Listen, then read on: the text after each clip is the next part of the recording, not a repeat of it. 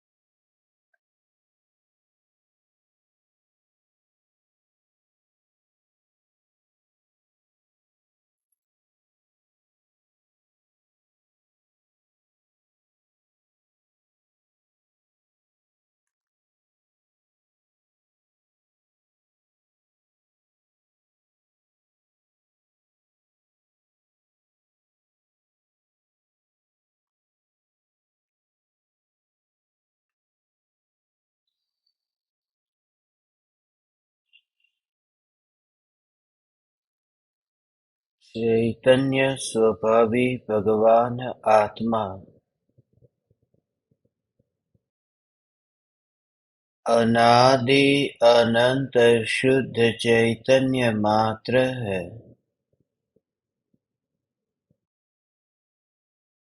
ज्ञान मात्र है। मैं शुद्ध चैतन्य मात्र, ज्ञान मात्र, भगवान आत्मा हूँ।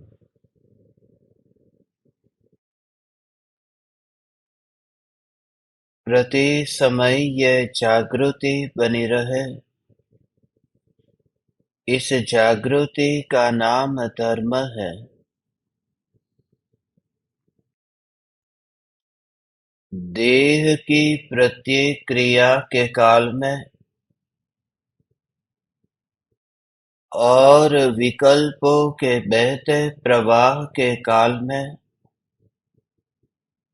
ज्ञानी को प्रति समय यह जागृति रहती है कि मैं चैतन्य तत्व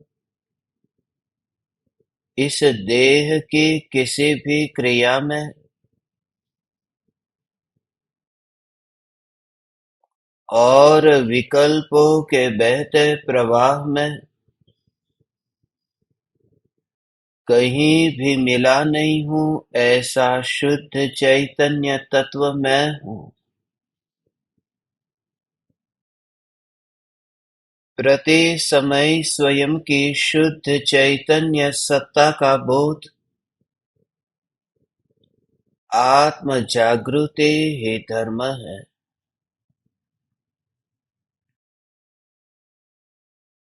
चैतन्य तत्व की स्व-संवेदन प्रत्यक्ष निर्विकल्प अनुभूति होते ही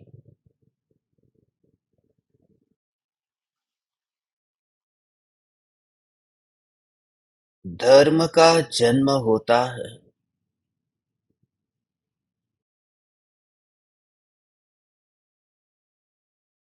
धर्म का जन्म होते ही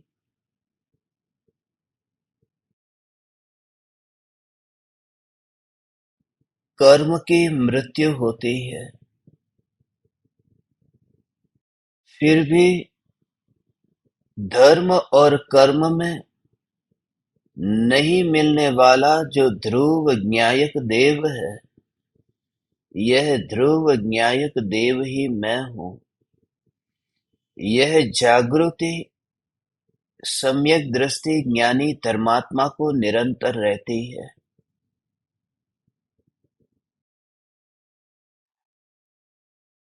ज्ञायक देव यह देवाधिदेव है। इस ज्ञायक देव का यथार्थ भाव अनुभव के बिना समझ में नहीं आ सकता, और वह भी निर्विकल्प अनुभव।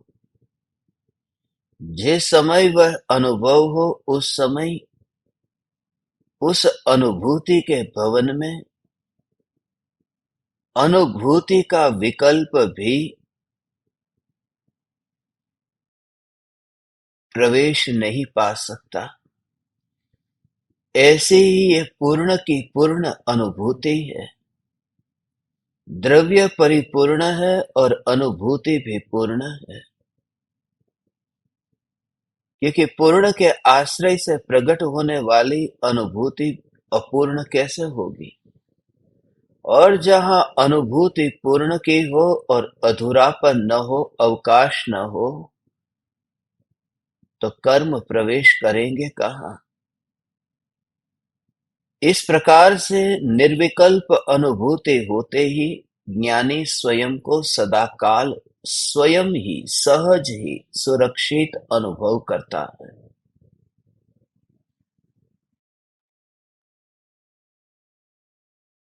सत्ता का जोर ऐसा आया है कि उसने एक ही समय में छलांग लगा करके ध्रुव में अपना आसन जमा लिया है, और अनंत काल के लिए इस ध्रुव में ही जो उपयोग अचल हो गया है, अनंत काल के लिए इस ध्रुव से ही नाता जुड़ा, यह कहना भी ठीक ना होगा, क्योंकि नाता जुड़ने में भी दो पने का विकल्प आ जाता है। यह बात तो अभेद होने की है कि अनंत काल के लिए ये ध्रुव ज्ञायक देव में जब परिणाम अंतर में ही समा जाता है, उस समय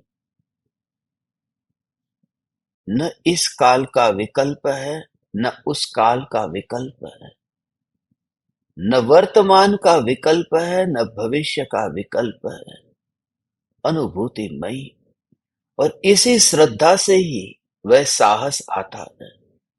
ज्ञानी मुनि कैसे होते हैं, भवन विहारी वन विहारी कैसे होते हैं,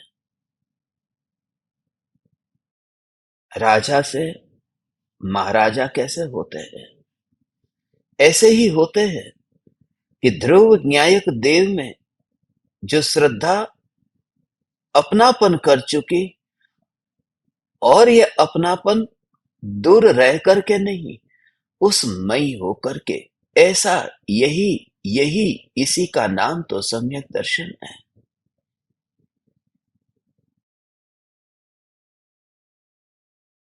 इसलिए श्रद्धा उस समय अखंड होती है। जिस समय अनादि से पर में अपनापन था, पर में मैं पना था, उस समय श्रद्धा खंड खंड रूप हो रही थी। इसलिए क्योंकि जिस समय मैं कुर्सी में अपनापन करता हूं, उस समय मेरी श्रद्धा समर्पित है, श्रद्धा अपनत्व करती है कि ये कुर्सी मेरी है। मगर उस समय मैंने टेबल को भी अपना माना है।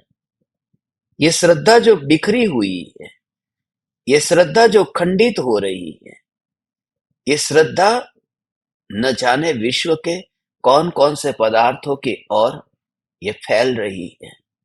निर्विकल्प अनुभूति होते ही दूसरा कोई विकल्प नहीं होता, दूसरा कोई ऑप्शन नहीं होता कि जिसमें ये श्रद्धा अपनापन करे। इसलिए ज्ञान ज्ञान का कार्य करता है। ज्ञेय ज्ञेय में पलटते रहते हैं, हे चैतन्य परमात्मा। ज्ञेय का ज्ञेय में पलटना, मगर अवकाश नहीं है, मेरे पास में समय नहीं है। ये श्रद्धा इतनी ही ध्रुव न्यायक देव में मस्त है, क्योंकि यही ध्रुव न्यायक देव श्रद्धा के लिए समस्त है। सब कुछ यही तो है क्योंकि जो कुछ था वह सब कुछ यहां अर्पण हो गया, अब कुछ बाकी नहीं बचा। और इतना ही नहीं, अनंत अनंत अनंत अनंत अनंत अनंत गुणों का ऐसा अभेद परिणमन, वह निर्विकल्प अनुभव है। इस अनुभव के बिना मोक्ष का मार्ग नहीं है। ध्रुव चैतन्य सत्ता दृष्टि में है, ज्ञान का ज्ञान रूप होकर के ही परिणमन होता रहता है। और इस परिणमन में इतना अछूता परिणमन है, जैसे सिद्ध परमात्मा को कोई परमाणु जाकर के छूता नहीं है। सिद्ध परमात्मा को देह जाकर के वहां बांधता नहीं है। जैसे सिद्ध परमात्मा कैसे अछूते हैं, ऐसे ही ये जागृति रहे भगवान कि ये ज्ञान ज्ञान ज्ञान ज्ञान ज्ञान ज्ञान ज्ञान, जितना जितना तू भाव से इस ज्ञान को ग्रहण करता है, उतना उतना तुझे विकल्प की अनुभूति का भ्रम भी छूटता जाता है। बुद्धि के स्तर पर इस प्रकार से विचार करते हुए कि यह ज्ञान ज्ञान ज्ञान ज्ञान ज्ञान ज्ञान, यदि भाव से भीग करके, यदि गुरु की आज्ञा में रह करके, यदि गुरु के हृदय में बैठ करके, यदि गुरु मई हो करके जब तू इस बात को भाव से ग्रहण करता है, तुझे वही अनुभव होता है। क्या अनुभव होता है? ज्ञान ज्ञान ज्ञान। ऐसा जब तेरे अंदर में चिंतन, ऐसे तेरे अंतर में जो धारा, उस समय ये ज्ञान तुझे सिद्धों के समान अस्पर्शी और अछूता दिखाई देता है। सर्वाभास रहित, अछूता, सर्वाभास रहित। तभी तो वह ज्ञान ज्ञानमयी अभेद हो सकता है। वरना परिपूर्ण ज्ञायक देव में उपयोग ढलेगा कैसे? यदि तुमने एक समय के लिए भी हे चैतन्य परमात्मा ध्यान से और उस भाव से जो कहता हूं, उस भाव से यदि तुमने इसको ग्रहण किया होता, तो निश्चित रूप से एक ही सत्संग में तुम अनुभूति को उपलब्ध हो जाते। इतने दिनों की लंबी यात्रा नहीं करनी पड़ती। ये बात सीधी साफ है कि जब तू ज्ञान का भाव से भीग करके चिंतन करता है, उस समय जो भगवान ये ज्ञान का भाव से भीग करके चिंतन करता है, तब तुझे एक समय ऐसा आता है कि उस अनुभव में वहां से ही कितनी भी कोशिश करे, उस अनुभव में ये चिंतन जा नहीं पाता। इसलिए वह चिंतन वही रुक जाता है और अनुभव भीतर में भीतर में ही बस होता रहता है। उस अनुभूतिमय जीवन हो जाता है, तभी तो निर्विकल्प हुआ। चिंतन ध्यान में पलट गया। यह कहना सिर्फ व्यवहार है। वास्तव में तो जो अनुभूति भीतर में हो ही रही थी और अभी भी हो ही रही है, उसमें चिंतन हार करके वहीं पर बाहर ही रह गया। क्योंकि वो जो विकल्पात्मक चिंतन था, चिंतन विकल्पात्मक था और अनुभूति निर्विकल्प है। चिंतन में मन का निमित्त था, अनुभूति मन से परे है। चिंतन में भाव ऐसे उछलते थे कि शरीर में कंपन होने लगता था, और अनुभूति में निष्कंप चैतन्य तत्व। चिंतन में इतना भाव उछलता था और उस भाव को बताने का भी भाव आ जाता था। उस भाव को फिर भूतकाल के साथ में घटित भी करता था कि थोड़ी देर पहले मुझे पाप का भाव आ रहा था और मैं चैतन्य चैतन्य चैतन्य, ये चिंतन। उस समय मन छुपा खेल खेलता है, वह सब समझता है कि अब दशा थोड़ी बेहतर हुई है। अनुभूति में ये तुलनात्मक अध्ययन नहीं होता। अनुभूति में ये भूत और वर्तमान इसका मूल्यांकन नहीं होता कि पहले कैसा था और अभी कैसा है। अनुभूति मात्र अनुभूति है। तभी तो स्वभाव में दृष्टि केंद्रित होती है, वरना स्वभाव दृष्टि में कैसे आएगा? वरना तो भेद दृष्टि में आएगा, वरना तो मेंढक की तरह उछलना होगा। एक जगह मेंढक टिक करके रहता नहीं। ये मन मेंढक की तरह है, जो चिंतन में भी जाता है और भूतकाल में विकारों में भी जाता है। ये मन मेंढक की तरह है, और हो जाना है शांत उस चैतन्य स्वरूप में कि जहां इस प्रकार की उछल कूद ही न होती हो। वहां से फिर कहीं पर भी आना जाना न होता हो, कोई विकल्प न होता हो, निर्विकल्प होकर के जैसे यहीं पर ही, यहीं पर ही, यहीं पर ही, यहीं पर ही, यहीं पर ही समा गया।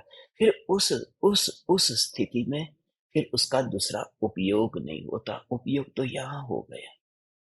उपयोग जब उपयोग में ऐसे समाया, फिर कहाँ उपयोग करने को रहा? वह तो अर्पण हो गया। आपने कितनी बार पूजा की है? पूजा करते समय जब आप चावल को चढ़ाते हैं, आपने ये सुना न कि चावल जो भगवान को चढ़ा दिए गए हो, उस चावल को फिर हम नहीं खाते। खाता होगा कोई पुजारी लेकर के जाता होगा, मगर चावल को हम नहीं खाते। क्यों? क्योंकि जो भगवान को चढ़ा दिया, उसका फिर उपभोग नहीं होता। वह अर्पण हो गया। उस पर अब मेरा नाम नहीं है, मैं मालिक नहीं रहा उसका, और वहां पर अर्पण हो गया। अर्पण का मतलब अब उसका विकल्प ही नहीं रहेगा। चावल चढ़ाने के बाद में आपको कभी विकल्प आया कि किसके पेट में जाएगा वह चावल? अर्घ्यम निर्वपामिति स्वाहा, सब कुछ चढ़ा दिया, आठों द्रव्य को वहीं चढ़ा करके वापिस आ गए। और थोड़ी देर पहले वह तुम्हारी थैली में था। उस समय उस थैली को कोई लेकर के जाता तो तुरंत ही रोक देते। कहां लेकर के जा रहा है? ये चावल मेरे हैं। मगर जैसे ही चढ़ाए, वहां अहंकार मर गया। मैं आपसे ये कहता हूं कि जब आप चैतन्य चैतन्य चैतन्य चैतन्य चिंतन करते हैं भगवान, तो ध्यान अंतर में ऐसे चढ़ जाता है, और उस ध्यान का फिर कोई दूसरा उपयोग नहीं होता। कोई कहे कि ध्यान को फिर इधर लेकर के आओ, देखो सामने टेलीविजन पर रंगीन दृश्य है, ये तुम्हें देखने को मिलेगा। देखो, भारत जीत रहा है, पाकिस्तान हार रहा है, मगर ध्यान तो चढ़ चुका है। ध्यान तो उस चावल की तरह परमात्मा को अर्पण हो चुका है, और जो अर्पण हो चुका है, उसे फिर बाहर लाओ कैसे? ये बेईमानी होगी, ये पूजा न हुई, ये तो भगवान का अनादर हो गया। हे चैतन्य परमात्मा, जब तक इतना पूर्ण रूप से समर्पण और इतनी अपार भक्ति न हो, तब तक उपयोग सरकता नहीं है। उपयोग अंतर में ध्यान में मग्न तब होता है। हे चैतन्य परमात्मा, परम कृपालो देव, इतनी बात कह चुके। द्रव्य, गुण और पर्याय। आत्मा सत्ता स्वरूप है, आत्मा चैतन्यमयी है, और आत्मा सर्वाभास रहित है। और इसी को ही यदि कोई अच्छी तरह से समझ ले, अच्छी तरह का मतलब अनुभव सहित यदि कोई समझ ले, तो केवल ज्ञान को पाता है।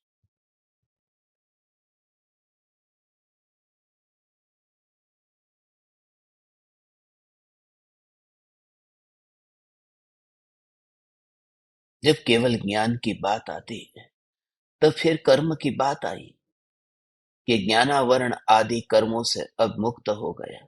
इसलिए तात्कालिक पश्चात परम कृपालु देव आज जो बात करते हैं, ये अब कर्म की बात करते हैं। क्योंकि छठा पद समझाने के लिए कृपालु देव किस क्रम से लेकर के आते हैं, आज हम 102वीं गाथा में प्रवेश करते हैं। इस गाथा को, दोनों गाथाओं को, 101 और 102, इन दोनों को अपन समझेंगे तो आपको परम कृपालु देव की महिमा आएगी कि कृपालु देव की जो लेखनी चली है, उसमें कृपालु देव जिस अपेक्षा से 6 पद का निरूपण करते आए हैं, उसी अपेक्षा से शिष्य को मोक्ष के मार्ग पर चलने के लिए पाठ सिखा रहे हैं। ये गाथा है 102।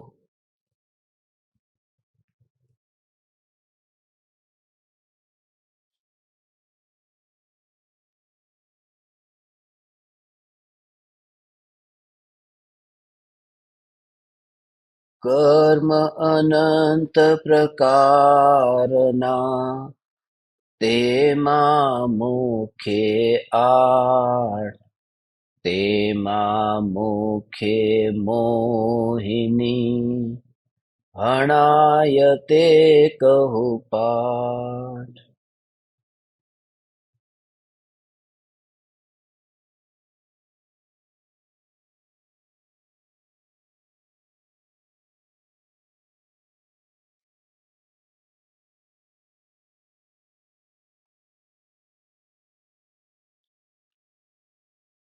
कर्म अनंत प्रकार के होते हैं। उनमें मुख्य रूप से 8 प्रकार है। उनमें मोहनीय कर्म मुख्य है। यहाँ उसके नाश करने की विधि कहता हूं।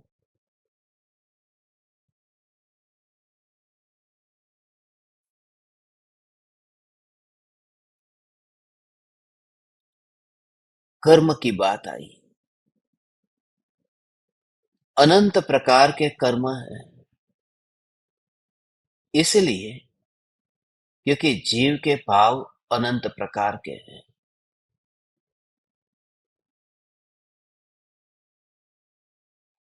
और जितने प्रकार के भाव है, उतने प्रकार के कर्मों का बंधन है। और जितने प्रकार के कर्मों का बंधन है, उतने ही प्रकार के फिर कर्म की अवस्था है, उदयादि अवस्था है। मगर उनमें मुख्य रूप से 8 कर्म के जो भेद है, वो मुझे आपको नहीं समझाने हैं, और कृपालु देव को भी नहीं समझाने थे विस्तार से। इसलिए उन्होंने यहाँ नाम तक नहीं लिखे, सिर्फ मोहनीय कर्म को मुख्य करके कहा कि उस मोहनीय कर्म को कैसे नष्ट किया जाए, उसकी विधि मैं आपको बताता हूं। कल जो अपन ने चर्चा की थी, वह चर्चा मोक्ष का उपाय जो शिष्य ने पूछा था, उसके संबंध में 101 नंबर की गाथा थी। 101वीं गाथा में ये देखो,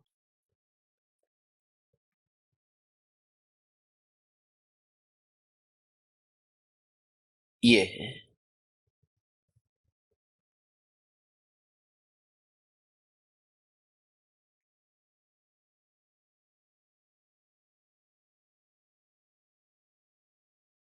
आत्मा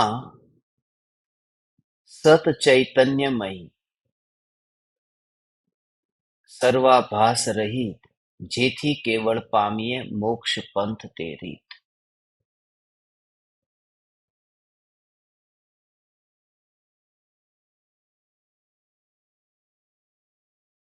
इसमें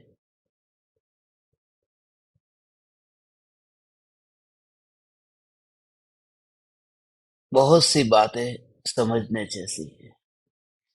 केवल ज्ञान जो है, वह केवल ज्ञान मोक्ष में भी रहता है, पूर्णता की बात है। आप यदि ये 101 नंबर की गाथा पढ़ते हैं, आत्मा है, सत है, चैतन्यमयी है, सर्वाभास रहित है, जेथी केवल पामी है मोक्ष पंथ ते रीत है।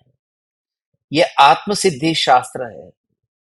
तो आत्मा, आत्मा जो है वह है, मगर वह आत्मा कैसा है कि सत्ता स्वरूप चैतन्यमयी है। आत्मा है, सत्ता स्वरूप है। सत्ता स्वरूप कहते ही आत्मा की सत्ता नित्य है। आत्मा है, आत्मा नित्य है, सर्वाभास रहित है। उसमें किसी भी प्रकार के विकल्प का, कर्म का कोई भी प्रकार का आभास नहीं है, भ्रम नहीं है, बंधन नहीं है, सर्वाभास रहित है। न कर्म का करता है न कर्म का भोगता है, वह तो मोक्ष स्वरूप है, केवल जेथी केवल पामी है। ये मोक्ष स्वरूप है, मोक्ष है, और मोक्ष का पंथ भी है, मोक्ष पंथ ते रीत। ये छुपी तरह से एक ही गाथा में कृपालु देव ने ये छहों पदों को समझा दिया है। दूसरी बात कि अभी जो 101 नंबर की गाथा है और 102 नंबर की गाथा, इन दोनों में जो कनेक्शन है वो समझो। 101 नंबर में तो सिर्फ ये अभी आत्मा का स्वरूप बताओ, तो आत्मा सत चैतन्यमय सर्वाभास रहित, इसमें अपन ने कल चर्चा की थी कि ये पूरा जो द्रव्य है, ये द्रव्य के दो गुण है, सामान्य गुण विशेष गुण, और उसकी जो पर्याय है, और इस प्रकार से ये द्रव्य गुण पर्याय सहित जो भगवान आत्मा है, ये प्रमाण का विषय है, और इसे समझने से वहां पर केवल ज्ञान प्रकट होता है। तो इसमें आत्मा की ही बात आई थी। अब जो ये दूसरी बात है वो कर्म की बात आती है। तो यहां पर यदि देखो तो पहले मुख्य रूप से आत्मा और दूसरा कर्म, इसलिए क्योंकि एक में अस्थि है दूसरे में नास्ति है। आत्मा और शरीर, आत्मा और कर्म, इन दोनों के बीच में जो बंधन है, आत्मा और कर्म का बंधन, ये अनादिकाल से बंधन है। इसलिए आत्मा का स्वरूप यदि समझे तो आत्मा में अपनापन होगा, और कर्म का स्वरूप यदि समझे तो कर्म में अपनापन नहीं होगा, अर्थात कर्मोपाधि जन्य जितने भी भाव है उन भावों में अपनापन नहीं होगा। ये पहली दो गाथा, 100 गाथा के बाद में ये पहली दो गाथा है, वो इस प्रकार से है। पहले नंबर पर जीव है और दूसरे नंबर पर कर्म है।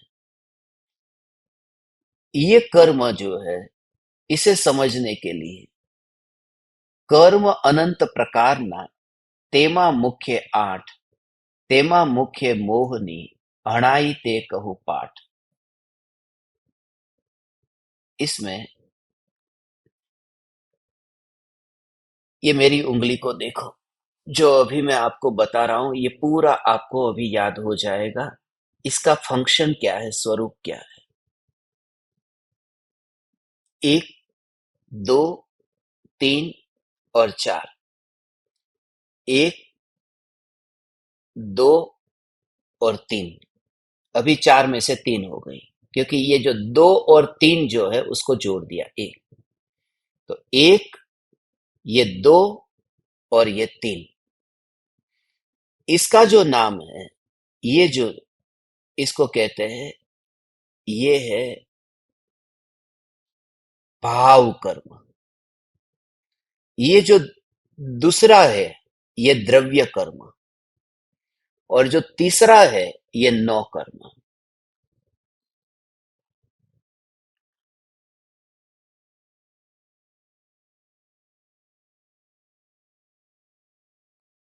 अब ये जो भाव कर्म, द्रव्य कर्म और नौ कर्म, ये जो द्रव्य कर्म है ये दो उंगली को जोड़ा है, अब उसको अलग करो। तो अलग करते ही ये द्रव्य कर्म में पहला भाग जो हो गया वह घाती कर्म, और दूसरा जो हो गया वह अघाती कर्म। तो ये हो गया भाव कर्म, फिर ये घाती कर्म, अघाती कर्म और नौ कर्म। ये दोनों को अलग क्यों किया और पहले जोड़ा क्यों, उसका कारण जोड़ा इसलिए क्योंकि ये आठों के आठों कर्म सूक्ष्म कर्म हैं। ये आठों के आठों कर्म आत्मा के साथ अनादि से बंधे हुए हैं, और आठों कर्म के नाश के बिना मोक्ष नहीं होता है, इसलिए ये आठों को साथ में रखा। मगर दो विभाजन इसलिए किया कि ये जो अघाती कर्म है, ये जो अघाती कर्म है, उस अघाती कर्म का जब उदय आता है तो नौ कर्म मिलता है, और घाती कर्म का जब उदय आता है तो घाती कर्म के उदय से वहां भाव कर्म का, ये मोहने के कर्म के उदय से ये भाव कर्म होते हैं। तो भाव कर्म घाती कर्म के उदय के निमित्त से होता है, और नौ कर्म द्रव्य कर्म के उदय के निमित्त से होता है। तो इस तरह से भाव कर्म, द्रव्य कर्म और नौ कर्म, ये तीन कर्म आपकी समझ में यह आया। नौ कर्म है, ये जो नौ कर्म है वो घाती कर्म के उदय से मिलता है कि अघाती कर्म के उदय से मिलता है? नौ कर्म घाती या अघाती, घाती कर्म के उदय से या अघाती कर्म के उदय से? कि अघाती कर्म के उदय से मिलता है। मगर इतना ही सच्चा नहीं है, उसमें हर बार एक जागृति रहे। जब भी हो कि अघाती कर्म के उदय से नौ कर्म मिलता है, उसमें एक बात कि अघाती कर्म के उदय के निमित्त से, ये निमित्त शब्द खास है, नहीं तो फिर वो कर्म कर्ता बन जाएगा। कर्म, कर्म के जो पुद्गल है वो स्वतंत्र है। जो वेदनी आयु नाम गोत्र ये स्वतंत्र है, और शरीर आदि ये संयोग ये स्वतंत्र है। तो एक परमाणु दूसरे परमाणु का कर्ता नहीं है, सिर्फ निमित्त बनता है। इसलिए अघाती कर्म के उदय के निमित्त से नौ कर्म प्राप्त होते हैं, और घाती कर्म के उदय के निमित्त से ये भाव कर्म होते हैं। मगर घाती कर्म में तो चार भेद है, उसमें सिर्फ मोहनीय कर्म के उदय से जो होते हैं वे भाव कर्म है। अब ये जो भाव कर्म, जो मोह राग द्वेष के भाव है, उसका विस्तार से आएगा। मोह राग और द्वेष के भाव से, ये मोह राग और द्वेष के भाव से नए कर्मों का बंधन होता है। अब छह शब्द आपको याद रखना है। वो जो छह शब्द है उसमें शुभ एक, अशुभ दो। शुभ अशुभ, पुण्य पाप, अनुकूल प्रतिकूल, ये छह शब्द याद रखना है। शुभ अशुभ, पुण्य पाप और अनुकूल प्रतिकूल। जब भाव कर्म के लिए उपयोग होता है तो शुभ भाव अशुभ भाव, ऐसा। जब द्रव्य कर्म के लिए उपयोग होता है तो पुण्य कर्म पाप कर्म, और जब नौ कर्म के लिए उपयोग होता है तो अनुकूल संयोग और प्रतिकूल संयोग। तो ये तीन तीन, तो शुभ भाव से पुण्य का बंध होता है, पुण्य के उदय से अनुकूल संयोग मिलते हैं। अशुभ भाव से पाप का बंध होता है और पाप के उदय से प्रतिकूल संयोग मिलते हैं। इतनी बात आपकी समझ में आई। अब जो है ये जो 8 कर्म है उसमें है तो अनंत कर्म, मगर अनंत में मुख्य 8 विभाजन कर दिया। जैसे हमारे घर में कितने लोग हैं कि 10 लोग रहते हैं, मगर 10 लोग में अब विभाजन कर दिया कि भाई दो प्रकार के लोग रहते हैं, कि पुरुष और स्त्री। तो इस प्रकार से विभाजन कर दिया कि 6 पुरुष है 4 स्त्री है। तो इस तरह से जो अनंत कर्म है उसका विभाजन करके उसकी क्वालिटी बता करके 8 कर्म में उसका विभाजन किया गया है। तो कर्म 8 है, और आठों कर्म की फिर प्रकृतियां 148 है। वो सब डिटेल में हमें नहीं जाना है। हमें तो खाली जो 8 कर्म है, वो 8 कर्म आत्मा के साथ में बंधे हुए हैं, वो हमें किसी भी प्रकार से तकलीफ नहीं देते हैं। जब मोक्ष का मार्ग शुरू होता है उस समय ये गजब की बात है। भगवान जो कर्म से इतने भयभीत होते हैं कि कर्म जब तक नहीं कटेंगे तब तक मोक्ष कैसे होगा, आनंद का भोग कैसे होगा, आनंद कैसे आनंद आनंद आनंद आनंद आनंद आनंद कैसे प्रकट होगा भगवान जब तक कर्म नहीं कटेंगे। जिस समय जीव को पहली बार अनादिकाल से प्रकट नहीं हुआ ऐसा जो आनंद पहली बार सिद्धों की जाति का आनंद प्रकट होता है, तब 8 में से एक भी कर्म का नाश नहीं हुआ होता है, फिर भी आनंद को भोगता है। ये हीनता की ग्रंथि से छूट जाओ कि कर्म है न क्या करूं। इसलिए क्योंकि चौथे गुण स्थान में वेदनी आयु नाम गोत्र तो छूटे नहीं, वो तो अरियन भगवान को भी नहीं छूटे। और ज्ञानावरण, दर्शनावरण और जो अंतराय वह भी नहीं छूटा। और मोहनीय कर्म भी नहीं छूटा। मोहनीय कर्म सम्यक दृष्टि को नहीं छूटा है। मिथ्यात्व छूटा है। अनंतानुबंधी क्रोधमान माया लोभ छूटे हैं, मगर मोहनीय नहीं छूटा, क्योंकि कर्म का नाम मोहनीय है। कर्म का नाम मिथ्यात्व नहीं है। कर्म का नाम अनंतानुबंधी क्रोधमान माया लोभ नहीं है। तो मोहनीय कर्म तो चौथे गुणस्थान में पड़ा है ना अभी।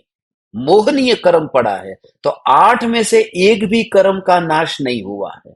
फिर भी चौथा गुण स्थान और सिद्धों की जाति का सुख। तो कर्म कुछ भी नहीं करते यदि जीव का पुरुषार्थ बलवान हो। कर्म तो चले जाते हैं, इसलिए कर्म की गिनती तू कर ही मत। ये भेद समझा करके ये बता रहे कि ये जो मोह का भाव, वो 8 कर्म में ये सबसे ज्यादा जो खतरनाक कर्म है वह मोहनीय कर्म है। इसलिए क्योंकि वो मोहनीय कर्म जो है, उस भाव से ही 8 नए कर्म का बंध होता है। मोह से नए कर्म का बंध होता है। मोह से मोह का भी बंद होता है और मोह से बाकी 7 का भी बंद होता है। जैसे एक परिवार में 8 लोग रहते हैं, तो 7 का खाना कौन लाता है? कि जो घर का मालिक है, वो 7 लोगों के लिए कमाई करता है, खाना तैयार करता है, लेकर के आता है, कमाई करता है। मगर उस व्यक्ति का खाना कौन लाता है? कि वो भी खुद का ही खुद करता है। तो ऐसे ही जो मोहनीय है, उससे 7 कर्म भी बनते हैं और मोह से फिर नया मोह भी बनता है।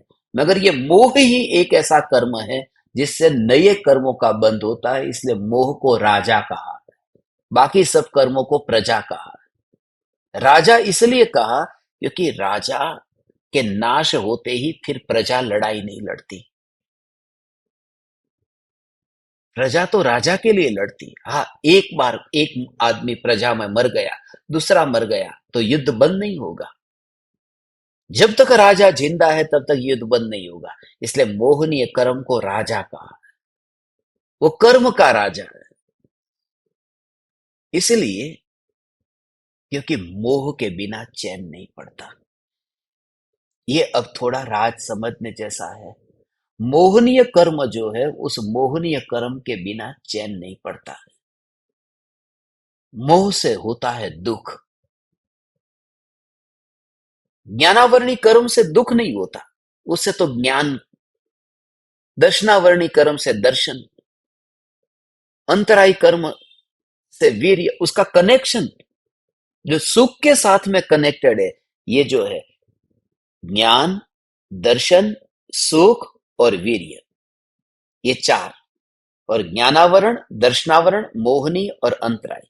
मैं आपको और 6 शब्द और याद रखने को कहता हूं, जिससे यह कर्म का स्वरूप समझ में आएगा। ज्ञान, दर्शन, सुख और वीर्य।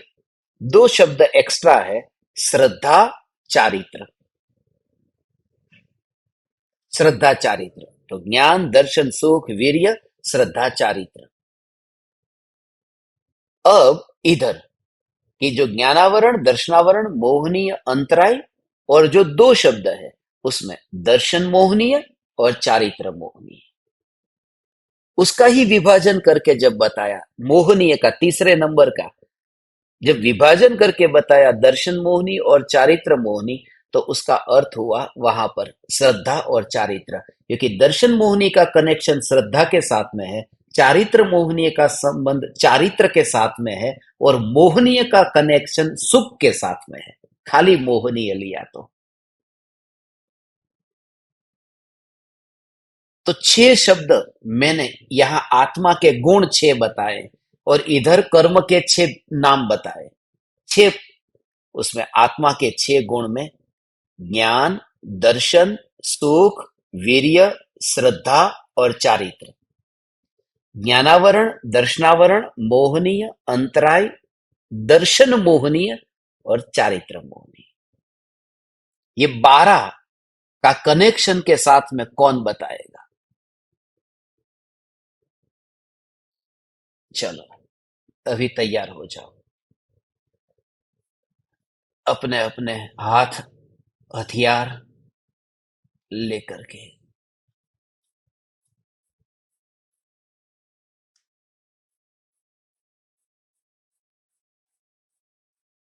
नहीं समझ में आया तो मैं एक बार और बोल दूं,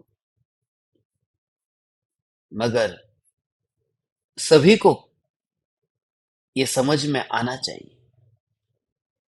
ज्ञान, दर्शन, सुख, वीर्य, श्रद्धा, चारित्र।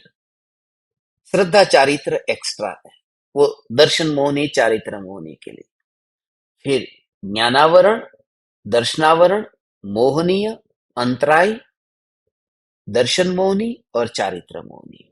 मैं ऐसे याद करता हूं, और जिस तरह से मैंने याद किया है और जिस तरह से मैं आपको समझा रहा हूं, ऐसे ही मैं आपको बता रहा हूं जैसे मैंने याद किया है। और इजीली, बहुत आसानी से वो याद हो जाते हैं, घटित हो जाते हैं। याद प्रैक्टिकल जीवन में भी कहां कहां कैसे याद करना है, वह भी समझ में आ जाएगा।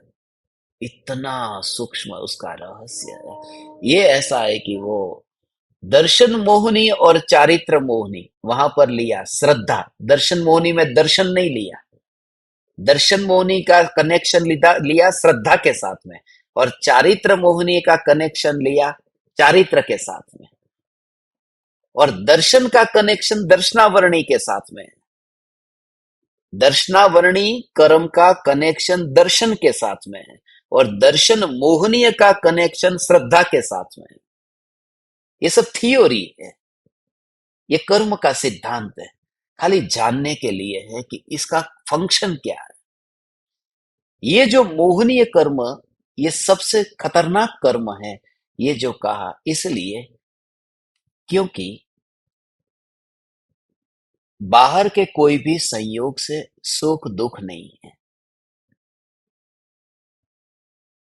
बाहर के संयोग से सुख दुख नहीं है। ये कि संयोग क्या सुख दुख देंगे?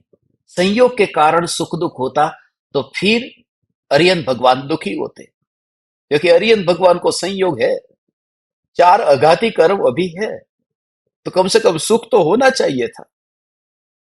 मगर उनको तो कुछ फर्क नहीं पड़ता। इसका मतलब अघाती के उदय से कुछ भी नहीं होता।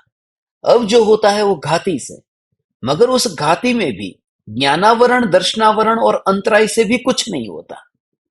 इसलिए क्योंकि चौथे गुण स्थान में ज्ञानावरण, दर्शनावरण और अंतराय कर्म बिल्कुल भरपूर पड़ा है। शिव भूति मुनि को तो याद ही नहीं रहता। तो इतना ज्ञानावरण कर्म का ऐसा तीव्र उदय है कि कुछ याद नहीं रहता है, मगर फिर भी आनंद की घूंटे पीते हैं। इसका मतलब ज्ञानावरण, दर्शनावरण, अंतराय, ये कर्म, ये भी आनंद का भोग करने में बाधक नहीं बनते, ये दुख नहीं देते। दुख देने वाला है वह मोह। तो जब जीव को मोह का उदय होता है, तब वहां मोह के उदय से अपनापन होता है, मोह के उदय से राग द्वेष होते हैं, और उससे जो दुख होता है, वह दुख बहुत मीठा लगता है। आपको यह जानकर के आश्चर्य होगा, दुख और मीठा, हम सभी को दुख मीठा लगता है। इसलिए जब हम किसी को अपना दुख बताते हैं ना, तो दुख बताते समय चढ़ा बढ़ा करके बताते हैं, उसमें एक मजा अलग आता है। कमर में दर्द हो रहा है, सचमुच बहुत दर्द हो रहा है, बहुत दर्द हो रहा है। दुख को इतना बताने में रस क्यों लेते हैं? दूसरों के सामने, एक कारण से, क्योंकि जितना मैं दूसरों के सामने दुख बताता हूं, उतना मुझे दूसरों का अटेंशन मिलता है, और दूसरे का अटेंशन मिलने की वजह से जो मुझे अकेलापन फील होता था, वो जो अहंकार का भाव जो है, वो फिर वहां पर उसको पुष्टि मिलती है कि कोई है।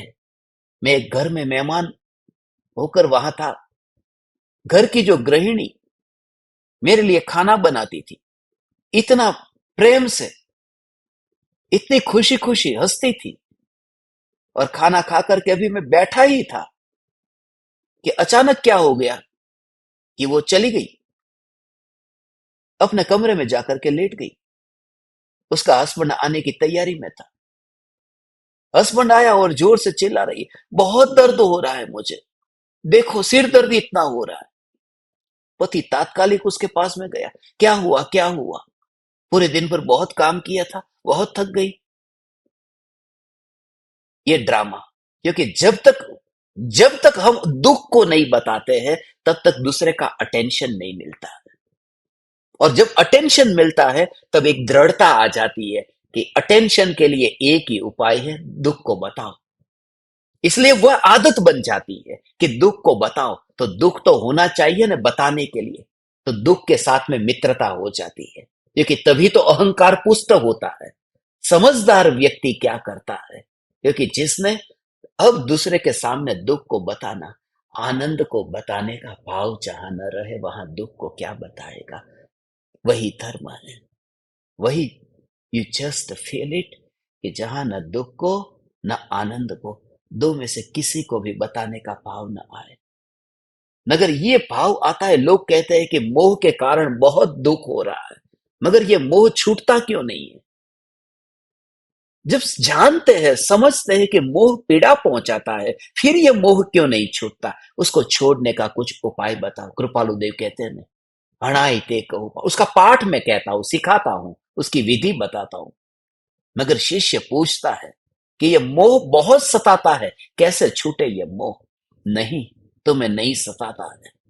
नहीं सताता है। यदि तुम्हारे हाथ में बिच्छू यदि डसे और तुम किसी को पूछो कि इस बिच्छू को मैं कैसे हटाऊं, मुझे समझ में नहीं आ रहा, तुम तात्कालिक फेंक दोगे उसको, क्योंकि तुम्हें दर्द हो रहा है।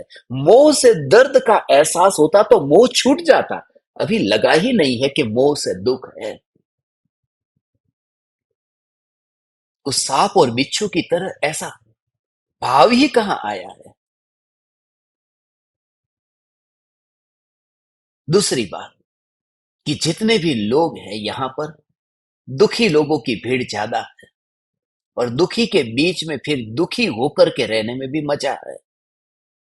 साधु संत ज्ञानी धर्मात्मा जो आनंद में है, मगर उनकी संख्या कितनी? एक दो चार, उंगली पर गिने जा सके ऐसे। और उनके पास जाते हैं कितने लोग? कितने लोग संत पुरुष के चरण में बैठना चाहते हैं? तो रास्ते पर जो भीड़ दिखाई दे रही है, वो भीड़ तो भोगों की ओर जा रही है। इसलिए मन जो है, वो मन भीड़ को देखता है। इसलिए, क्योंकि इतने ज्यादा लोग जब सुख के लिए, भोगों के लिए भाग रहे हैं, तो सच्चा ही होगा। इतने लोग मूर्ख थोड़ी है। इसलिए उनके साथ में, क्योंकि हम भी तो वो भीड़ का हिस्सा है, इसलिए भीड़ पहले दिखाई देगी, संत पुरुष नहीं दिखाई देंगे। इसलिए मोह वहीं पर ही पड़ा रहता है। हे ज्ञान दीपक, यदि मोह सताता है, तो मोह छूटने में देर नहीं लगती। जो वस्तु हमने पाई है, फिर और नहीं पाने की वासना होती है, उस मोह के भाव से। क्योंकि वही भाव है कि इतनी तो मैंने पाली, इतनी पाली तो आगे जाकर के और पालूंगा। जैसे तुम्हें 1 करोड़ रुपए पाने हैं और तुम्हारे पास 5 लाख रुपए है, तो वो 5 लाख रुपए का मोह तो पड़ा है, मगर और 95 लाख रुपए की आशा है। और वो 5 लाख छोड़ना नहीं चाहते, क्योंकि आप ये जानते हैं, जैसे धन धन को खींचता है, तो ये 5 लाख 95 लाख को लेकर के आएंगे। तो पैर तो पड़े हैं 5 लाख के ऊपर और हाथ फैले हैं 95 लाख की ओर। ऐसे ही पैर जमा करके रखे और हाथ फैला करके रखे। कोई सम्यक दृष्टि ज्ञानी पुरुष, जिनके पास में बैठते ही तुम्हारी चेतना परिवर्तित होने लगे, तुम्हें खोई हुई अपनी उस ध्रुव चैतन्य सत्ता की ऐसी अनुभूति का एहसास होने लगे भगवान, तब वह मोह जर जर जरने लगता है। वह मोह जरने लगता है। अनंत अनंत अनंत काल के बाद में, जब परम कृपालु देव जैसे महापुरुष मिल जाए, मैं बार बार प्रशंसा करता हूं मैं परम कृपालु देव को तीर्थंकर तुल्य कहता हूं। इसलिए आग्रही लोगों को यह पछता नहीं। थोड़े दिन पहले कुछ आग्रही लोग यहां से छोड़ करके गए, हजम नहीं हुआ कि कृपालु देव को तीर्थंकर तुल्य कहते हो। मेरे लिए तीर्थंकर है, क्योंकि उन्होंने तीर्थ की रचना की है। उन्होंने ववाणिया नहीं बनाया, उन्होंने राजकोट नहीं बनाया। तीर्थ तो वह है जिससे कोई तीर जाए, और आत्म सिद्धि से मैं तीरा हूं, इसलिए ये आत्म सिद्धि तीर्थ है। और उस तीर्थ को जिसने बनाया है वह परम कृपालु देव तीर्थंकर है। यह तीर्थंकर, हे ज्ञान दीपक, जब तक ये अहोभाव नहीं आएगा तब तक तू कितना भी भेद ज्ञान कर, चिंतन कर, नहीं होगा। तो बस उन्हें तो तू पलकों पर बैठा, सदगुरु को पलकों के ऊपर बैठा और तेरी आंखों के सामने ध्रुव को रख। दृष्टि, ये आंख मेरी खुली है, मगर खुली आंख के ऊपर ये पलक है। मैं कहता हूं मैं ध्रुव को ही देखना चाहता हूं और कुछ नहीं चाहिए। ठीक है, तू ध्रुव को ही देख, मगर तू जब ध्रुव को देखता है उस समय तेरी पलक के ऊपर कौन है? पलक के ऊपर सदगुरु हो। सदगुरु दृष्टि के सामने न आ जाए। सदगुरु को ऊपर भी बिठाया है और दृष्टि में रखा भी नहीं है। सदगुरु का आदर भी कर दिया है और त्रिकाली ध्रुव को भूला भी नहीं है। और ये दोनों एक साथ में जब होंगे तब वह गुरु ऊपर से मोहर लगाता है कि तू जिसे देख रहा है, मैं अच्छी तरह से समझ रहा हूं कि तू ध्रुव को ही देख रहा है, क्योंकि गुरु उस पलक के ऊपर बैठा है। हे ज्ञान दीपक, यदि कृपालु देव न होते, मैं सच कहता हूं, उन लोगों को बुरा लगे तो लगे, यदि पूज्य गुरुदेव श्री कांजी स्वामी के मात्र में प्रवचन सुनता तो मैं महानिश्चयाभासी हो जाता। यदि परम कृपालु देव की वाणी मुझे नहीं मिलती तो व्यवहार का पता ही नहीं चलता। जिस व्यवहार की आज जरूरत है, अधिकांश लोगों की ये शिकायत है, कांजी स्वामी को मानने वाले लोग जड़ हो जाते हैं, पत्थर दिल हो जाते हैं। उनके जीवन के अंदर जो व्यवहार, उनके जीवन के अंदर जो सॉफ्टनेस जैसा ऐसा रहता नहीं है। वास्तव में तो जितनी जितनी ध्रुव की महिमा आए तो आपका आत्मा कोमल होता जाए, आपकी वाणी में, आपके वर्तन में परिवर्तन आने लगे। कैसा बोलना, कैसा करना, कैसे जीना, सहजता। कृपालु देव से ये बहुत बहुत बहुत सीखने को मिला, क्योंकि कृपालु देव ने उस प्रकार से विवेचन किया है। कृपालु देव ने जिस तरह से व्यवहार का, सदगुरु को कैसे कहां विराजमान करना, गुरुदेव ने यदि दृष्टि दी है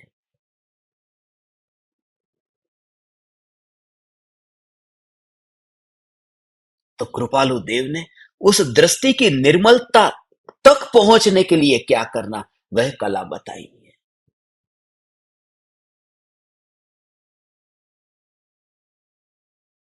गुरुदेव यदि कहते हैं कि बीज को कैसे बोना है, तो कृपालु देव पहले ये कहते हैं कि खेत में हल को कैसे चलाना है।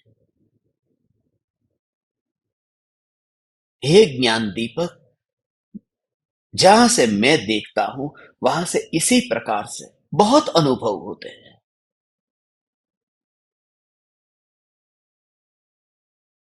कृपालु देव के बिना अधूरा है, अधूरा है। हे परम कृपालु देव, हे परम कृपालु देव, निश्चय और व्यवहार का बैलेंस चाहिए। मैंने एक भी व्यक्ति ऐसा नहीं देखा कि गुरुदेव का प्रवचन सुनकर के उसकी आंख में आंसू आए हो, मैंने नहीं देखा। थोड़ी कमर सीधी हो गई हो, बुढ़ापे में भी अक्कड़ आ गई हो कि मैं परमात्मा हूं, चल। मगर जो कोमलता आनी चाहिए, उसके बिना धर्म पचता नहीं है।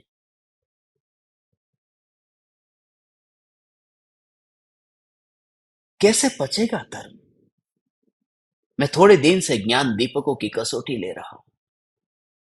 अभी ये जो ज्ञान दीपक जो ये सेवा का काम कर रहे हैं, अभी हमने सभी को कहा है कि आप सभी को इस मिशन में अपना सहयोग देना चाहिए। आज मुझे ज्ञान दीपक के जो ये सेवक है, उनके साथ में मीटिंग थी, उन्होंने कुछ ज्ञान दीपकों को फोन किया। गुरुदेव श्री कांजी स्वामी के परम भक्त है, इतने वर्षों से सुनते हैं। उन्होंने कहा कि आपको 11 रुपये कम से कम देना होगा। नहीं, मुझे नहीं देना, बहुत दे दिया। तुम क्या बोल रहे हो? बात 11 रुपये की नहीं है, बात है कि तुम्हारा आत्मा गुरु की आज्ञा में है या नहीं है। बात 11 रुपये की नहीं है, घर की। उन्होंने क्या कहा कि मेरे घर की नौकरानी भी 142 रुपये दे सकती है, मगर उस बहन ने मेरे साथ में ऐसा बर्ताव किया जैसे भिखमंगा उसके द्वार पर गया हो। और ये बात करते हैं बड़ी बड़ी समय सार की, ये बात करते हैं प्रवचन सार की। हे ज्ञान दीपक, मैं तुम्हारी कसौटी ले रहा हूं। आज मैंने देखा ना, कुछ ज्ञान दीपकों ने 142 रुपये दिए। ठीक है, बात रुपये की है ही नहीं। बात मैं तुम्हें कहता हूं कि तुम अपनी हिसाब से तुम चलते हो, कि कोई तुम्हें कहता है ऐसा करो तो करने को तैयार हो। बात वहां की है। और तुम्हारे 11 रुपये से क्या हो जाएगा? मैं क्यों दूं? मुझे नहीं देना। ये ज्ञान दीपक, और वो भी प्रत्यक्ष ज्ञान दीपक। उन्होंने तो मुझे कहा कि गुरुदेव, आप इनको कभी मिले हो जीवन में? आपने उनको ज्ञान दीपक किस आधार पे बना दिया? उनकी भाषा तो देखो। मैं उन्हें विदा करने वाला हूं। देखते हो ने, दिन प्रतिदिन मैं छांट रहा हूं। अभी अभी कचरे को निकाल रहा हूं। मुझे हीरे को ही रखना है।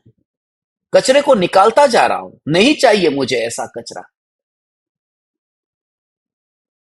हाँ, पहली बार कोई आया है, उसे समझाऊंगा, उसे प्रेम से कहूंगा। मगर 2020 से लेकर के 5-5 साल से जो जूम पर सुनता है, और पहली बार कोई कहता है कि 11 रुपये तुम दो, क्यों दूं मैं? ये जो भाषा है, वो भाषा साधक की भाषा ही नहीं।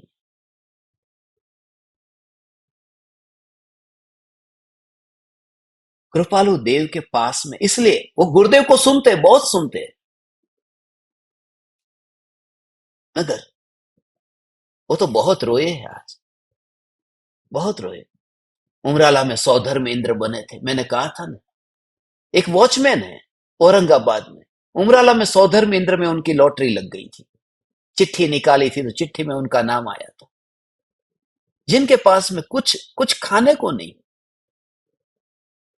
उन्होंने कहा मेरी से जितना हो सकेगा, ये सेवा के लिए, ये जूम पर मैं रोज सुनता हूं, तो इसका खर्चा भी तो होता होगा, ये मेरा कर्तव्य बनता है, मैं जरूर दूंगा। मुझे मौका दो, मुझे अवसर दो।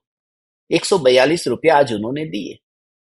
142 रुपये में कुछ नहीं होगा, मगर उनका भाव जो था मेरे लिए वो अनमोल था।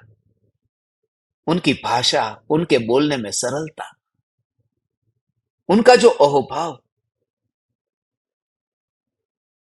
धन्य है ये 3 लोक के नाथ परमात्मा। उदयिक अलग है, मगर उनकी जो श्रद्धा, उनकी जो भक्ति है, वो भक्ति ये 3 लोक का नाथ परमात्मा। उन वो आज्ञा की जो महिमा है, और मैं उनको मिलकर के बहुत आनंदित होता हूं, बहुत आनंदित होता हूं, क्योंकि उनके जीवन में, गुरुदेव को सुनने के बावजूद भी उनके जीवन में जो व्यवहार देखता हूं, बाहर से साधारण स्थिति हो, मगर भावों से वो सम्राट है। सचमुच वो सौधर्म इंद्र है। वो सौधर्म इंद्र, ये देखो, मैं आपको दिखा रहा हूं, ये सौधर्म इंद्र है, ये बैठे हैं। ये सौधर्म इंद्र उमराला में बने थे, मगर क्या हो गया? शरीर की स्थिति, उनकी पत्नी की स्थिति, उनकी स्थिति, उनके परिवार की स्थिति, और ये तत्व के ज्ञाता है, ये शास्त्रों को जानते हैं, द्रव्य गुण पर्याय का ज्ञान इन्हें अच्छी तरह से है, मगर फिर भी यथार्थ योग्य भक्ति, व्यवहार, आचरण, ये भी वो जाने हैं। हे ज्ञान दीपक, परम कृपालु देव, के बिना ये अधूरा है। बस मैं आपको इतना कहता हूं, हे परम कृपालु देव, आप न होते तो निश्चित रूप से मेरा नरक पक्का था। निश्चित रूप से मेरा नरक पक्का था, आप न होते तो। क्योंकि निश्चय का आभास तो निश्चित रूप से नरक में ले जाता है। और आपके निमित्त से ही ये भाव जगा, जो कि सुनामी के दौरान ये आत्मसिद्धि शास्त्र को सारी पृथ्वी पर पहुंचाने का भाव आया। ये ज्ञान दीपक प्रज्वलन आत्म साधना का भाव आया। ये कृपालुदेव का सपना था। वचनामृत में लिखा है, 100-200 को तो तैयार रखना। 100 बसों ने चारे बाजू थी, चौतरफ। 100-200 के बीच का हमने 142 चुना। ये कृपालुदेव का सपना था। कृपालुदेव न होते, बातें इसलिए मैं फिल्टर कर रहा हूं अभी।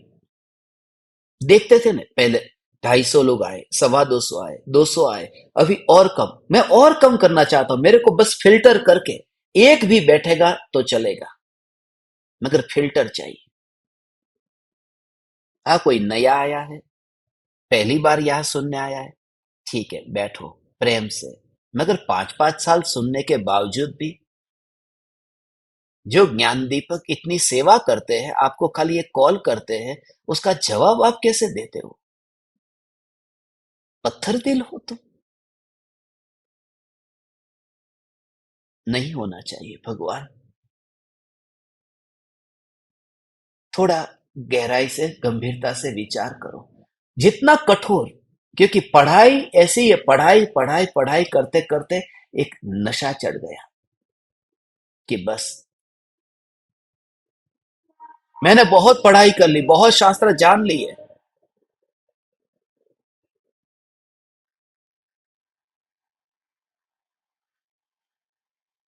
इन्होंने क्या बोला मालूम है? इन्होंने कहा, आज तक आपने कुछ गुरुदेव को कुछ भेजा? बोले, कितना भेजेंगे? कितना भेजेंगे? ऐसा हो, कितना भेजेंगे? हर महीने रिपोर्ट तो भेजते हैं, और क्या भेजेंगे? आपका अनंत अनंत उपकार, रिपोर्ट भेजा।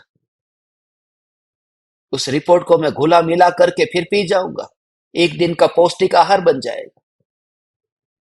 कितना भेजेंगे? रिपोर्ट तो भेजा।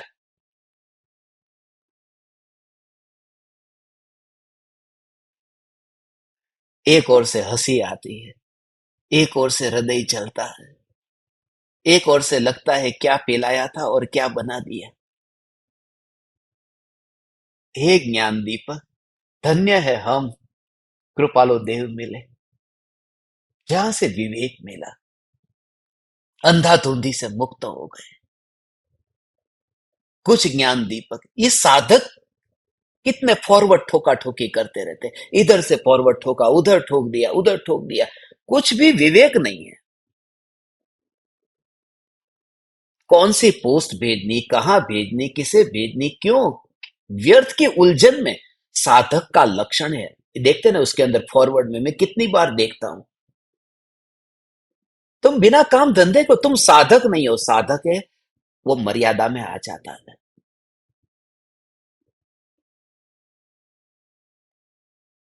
आज और नए ज्ञान दीपकों में प्रत्यक्ष ज्ञान दीपकों को लिया है। पुराने कचरे को निकाल करके हीरे को फिर चुना है। उनके व्यवहार को देख करके, उनके खेत की मिट्टी को देख करके, कि यहां अब बीज बोने जैसा है या नहीं है।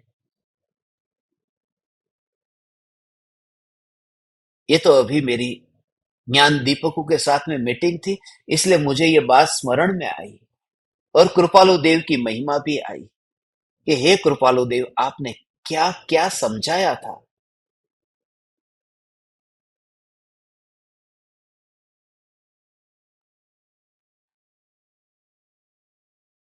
तुम किसी को कुछ भी मत दो, खाली भाषा, वाणी, उसमें प्रेम भी तो दिखाओ। दिखाओ नहीं, अंदर से उछलता है। कोई एक साधर्मी आपको फोन कर रहा है, कोई भिखमंगा फोन नहीं कर रहा, एक साधर्मी बहन है जो आपसे बात करती है। उल्लास होना चाहिए। और वो ऐसे साधर्मी बहन है जिनको मैंने सेवा दी है वो अपनी ओर से कुछ नहीं कर रहे। हे ज्ञान दीपक, हम सब एक परिवार है। तो हम सब क्या, एक साधारण साधक की बात भी छोड़ दो, एक साधारण मनुष्य के नाते भी हमारा जीवन, हमारा वाणी वर्तन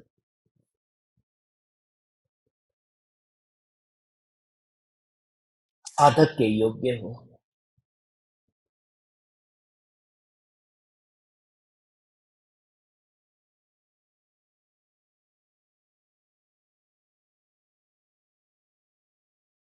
कृपालु देव ने आत्मा को ही नहीं समझाया, कर्म को भी समझाया।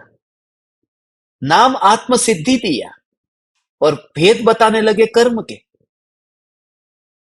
कर्म अनंत प्रकारना, एमा मुख्य 8, एमा मुख्य मोहनी। ये कहां चली गई गाड़ी आत्मा की सिद्धि करते करते। मगर कृपालु देव जानते हैं, ये कर्म का सिद्धांत भी यदि नहीं बताया तो आत्मा तक पहुंचेगा कैसे, ये भी जरूरी है। कहाँ लीन होना है ये भी उसे बताना होगा, और कहाँ कहाँ भटकता रहा है वह भी उसे बताना होगा।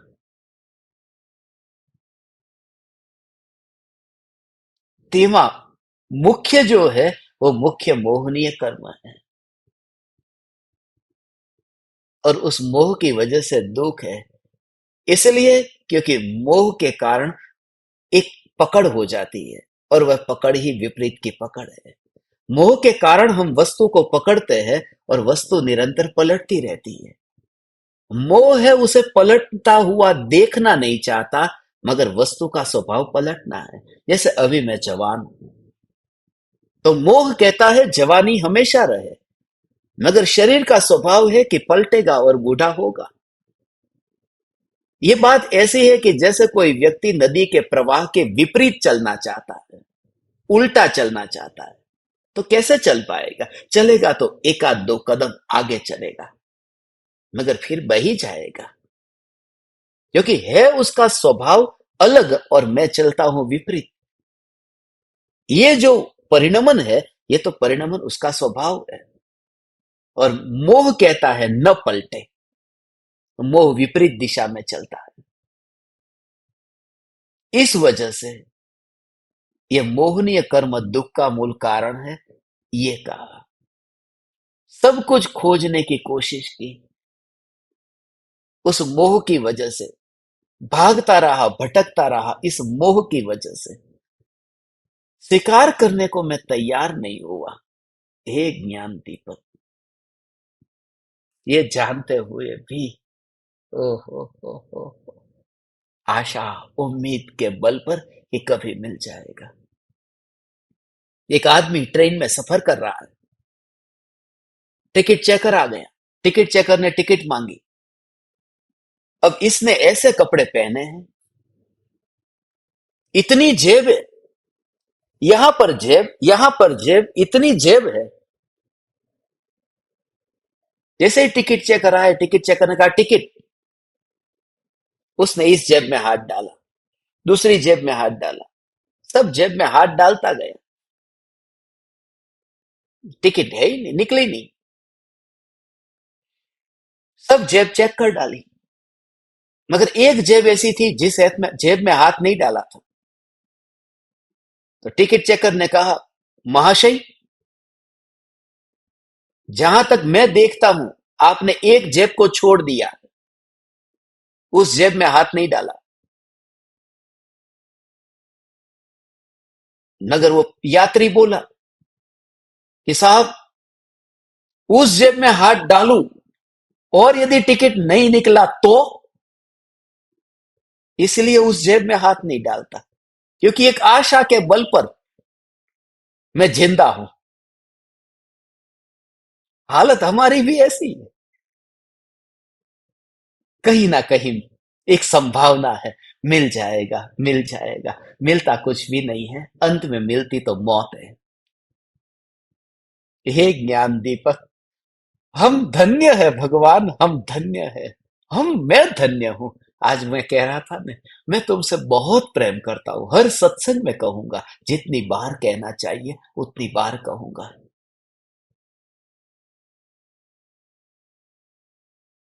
मगर तू भी तो थोड़ा विचार तो कर कि तुझे ये प्रेम ऐसे ही नहीं मिला।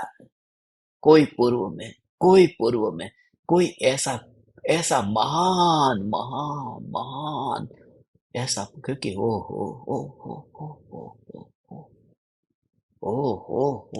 तू जरा विचार कर, तू जरा विचार कर, तू जरा विचार कर, उसका परिणाम क्या है, उसका परिणाम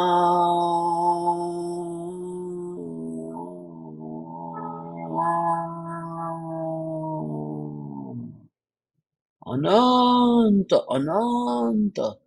ऐसा उसका पुण्य का ऐसा कैसा है, कैसा है, तो सुन, एक अंतिम बात कह करके मैं तुझे छोड़ देता हूं।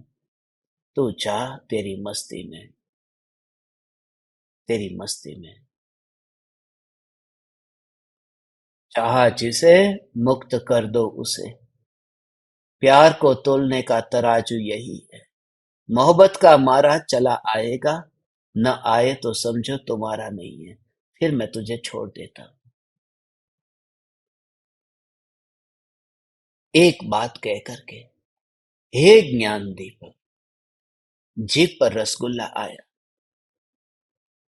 कितने दिन का भूखा था, रसगुल्ला मिला। वह रसगुल्ला मुफ्त में नहीं मिला। लगता है कि मुफ्त में मिला, किसी की शादी में गए और मिल गया। लगता है कहीं पार्टी में गए और मिल गया। नहीं, वह मुफ्त में नहीं मिला। पूर्व में ओ पूर्व में पुण्य किया था, उस पुण्य का फल ये मिला।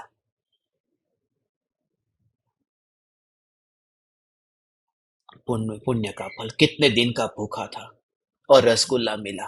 पुण्य का उदय, पुण्य का उदय आया कि ये रसगुल्ला मिला। मगर उस रसगुल्ले का मिलने के बाद में रसगुल्ला जाएगा कहाँ? 4 घंटे 6 घंटे बाद जाएगा टॉयलेट में। तो ऐसी वस्तु जो कितनी पुण्य के उदय से मिली, उसको पुण्य का उदय कहा। ऐसी वस्तु पुण्य के उदय से मिली कि जो उसने ग्रहण की, उसने ग्रहण की, जो टॉयलेट में जाने वाली है, वह पुण्य का उदय, वह पुण्य का उदय कहा। तो ऐसी तीर्थंकर परमात्मा की दिव्य ध्वनि जो कान में पड़ी, जिसे सुनकर के क्या होने वाला है, ये देह ही नहीं रहेगा। और जिस तीर्थंकर परमात्मा ने जो वाणी बताई थी, वो तो तीर्थंकर ने बताई थी ना। जिन्होंने ये वाणी बताई थी, उससे भी ऊंची दशा को पाएगा, क्योंकि तीर्थंकर से ऊंचे तो सिद्ध है। ये वाणी सुनकर के तीर्थंकर से भी ऊंची ऐसी सिद्ध दशा को पाता है। ऐसी ये वाणी उस रसगुल्ले के सामने क्या? तुम विचार करो ऐसा दोनों का, जिसमें देह ही नहीं रहता, और वह हमें ऐसा लग रहा है कि ये मुफ्त में। ये मोहनीय कर्म, ये मूल दुख का मूल कारण है। ये मूल कारण है। ये आज का दिन, ये मोहनीय कर्म, मोहनीय गाथा ही मोहनीय की गाथा है। ज्ञान दीपक मोहनीय, तू जागो, तुम जागो, जागो मोहन प्यारे। ये मोहन, मोहनी की गाथा है ना, इसलिए मुझे तुमको कहना पड़ता है, जागो मोहन प्यारे। ये मोहन शब्द आज सुबह से ही याद आ रहा है। जागो मोहन प्यारे, जागो मोहन प्यारे। उसमें गांधी जी याद आ गए, मोहनदास करमचंद गांधी। उसमें भी मोहन मोहन कह दे, मोहन ही याद आ गया। उसमें कृपालु देव याद आए तो फिर मोहमयी नगरी याद आ गई, मुंबई। उसमें भी मोहनी है, मोहमयी मोहमयी मोहमयी। उस मोह से ही फिर मोहम्मद पैगंबर याद आ गए, उससे ही मोहम्मद शामी याद आ गए। ये मोह इतना खतरनाक है, जहां देखो उससे ही मोहर्रम याद आ गया, मोह से ही। मोह से ही वो मोहे जो दड़ो याद आ गया। वो भी मोह से ही होता है, मोहे जो दड़ो। ऐसे ही चलता रहा। ये मन कहां कहां जाता है, ये चलते चलते मन कहां गया, मन ये कहां जाता है। तो मन की बात आई तो मनमोहन, मनमोहन सिंह याद आ गए कि मन की याद कर रहा था तो मन से फिर मोहन तक पहुंच गया। और सुबह से कुछ खाया नहीं था, तो कोई आया और उसने मुझे पैकेट दिया। मैंने कहा क्या लाया? तो मोहन था, मोहन थाળ લઈને આવ્યા કે આજનો દિવસ આખો મોહનનો દિવસ લાગે છે। મોહન મોહન મોહન। मोह महामद पियो अनादि। तुम्हें कोई मोहन के नाम से कोई याद आता हो तो बताना। किसी को कुछ याद आ रहा है जो मोहन के नाम से कुछ फेमस हो?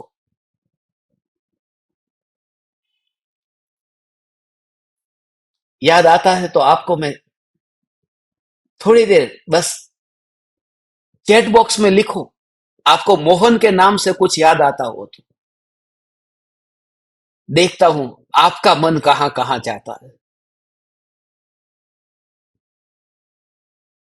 हे ज्ञान दीपक, ये गाथा कर्म की गाथा है और कर्म का स्वरूप धर्म तक पहुंचने के लिए है। बस ये तो 2 घड़ी आपके साथ में ज्ञान के साथ में गम्मत कर ली।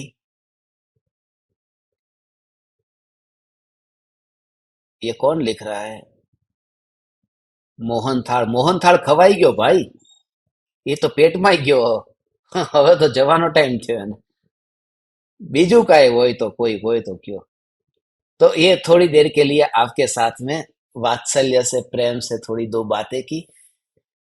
कल हम एक स्पेशल सेशन रखने वाले हैं, क्योंकि उसमें 1000 व्यू हो गए थे। पिछला सत्संग जो हुआ था ना, उस सत्संग में सत्संग का टाइटल क्या था?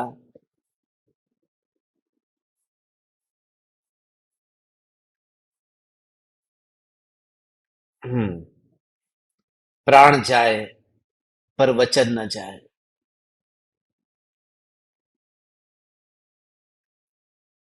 कल जो सत्संग दोपहर में 1:24 पर होगा, उसका टाइटल है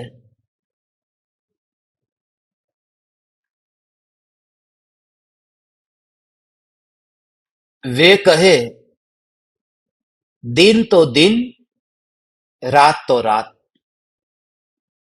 वे कहे दिन तो दिन रात तो रात। गुरु कहे दिन तो दिन है, गुरु कहे रात तो रात है। मुझे सब मंजूर है। जिन आज्ञा गुरु आज्ञा। जागा का सेशन कल दोपहर में 1:24 पर, डीसीडीपी 6:42 पर, आत्मसिद्धि 7:42 पर। और यदि मूड आ गया तो 1-2 सेशन और ले लेंगे, मगर ज्यादा से ज्यादा सत्संग करेंगे, ऐसी भावना पाता हूं। आप ज्ञान दीपकों को प्रणाम। अधिक बैठने के लिए धन्यवाद। चैतन्य चैतन्य चैतन्य।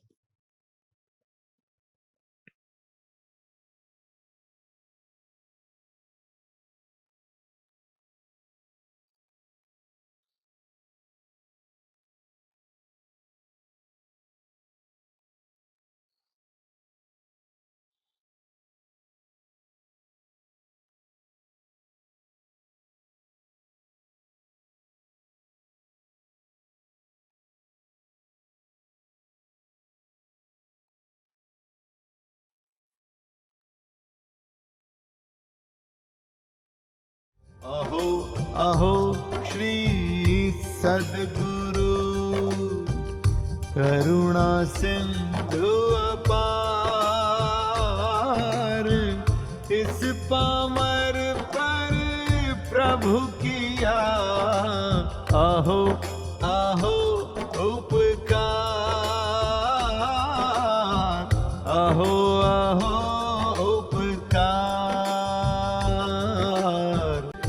देह सहित जिनकी दशा, वरते दे उन ज्ञानी के चरण में हो वंदन अगणित, हो वंदन अगणित।